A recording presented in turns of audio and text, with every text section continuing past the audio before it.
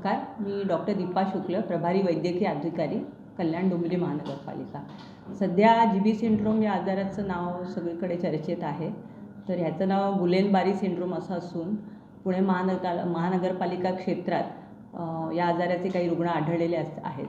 तर ही परिस्थिती लक्षात घेता आपल्याला शासनाकडून काही मार्गदर्शक सूचना प्राप्त झालेल्या आहेत। तर आपल्याला असं म्हणता येईल की हा एक ऑटोइम्यून आजार आहे, म्हणजे आपली शरीराची रोगप्रतिकार शक्ती आपल्या नर्वस सिस्टीमवर, पेरिफेरल नर्वस सिस्टीमवर हल्ला करते, त्यामुळे अशा प्रकारचा आजार होतो। तर यामध्ये अचानक निर्माण होणारी दोन्ही बायलॅटरल म्हणजे दोन्ही पायांमध्ये, हातामध्ये कमजोरी निर्माण होते आणि ती वाढत जाऊ शकते। त्यामुळे काही वेळा आपल्याला म्हणजे लवकरात लवकर रुग्णालयामध्ये ॲडमिशन करण्याची गरज पडू शकते।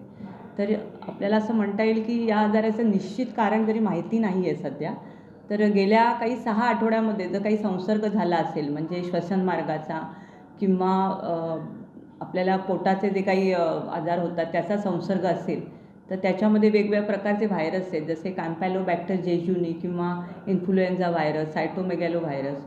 तर मग ह्याच्यामुळे तो आजार हा ट्रिगर होऊ शकतो आणि वाढ होऊ शकते त्याच्यामध्ये। तर ही लक्षणं अशी आहेत की कमजोरी होऊ शकते आणि हा आजार सामान्यपणे बरा होऊ शकतो, पण काही प्रकरणांमध्ये त्याच्यामध्ये रुग्णालयांमध्ये ॲडमिशनची गरज भासू शकते।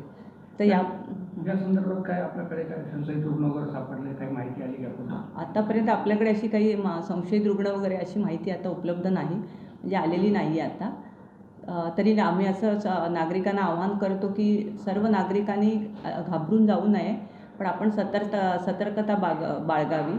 आपलं पिण्याचं पाणी शक्यतो उकळून प्यावं आणि कुठल्याही प्रकारचं कच्चं मांस वगैरे खाऊ नये असं आहे। आणि याच्यात एक अजून असं आहे की शासकीय ज्या योजना आहेत, म्हणजे प्रधानमंत्री जन आरोग्य योजना किंवा महात्मा फुले जन आरोग्य योजना आणि CM रिलीफ फंड याचा वापर करता येऊ शकतो।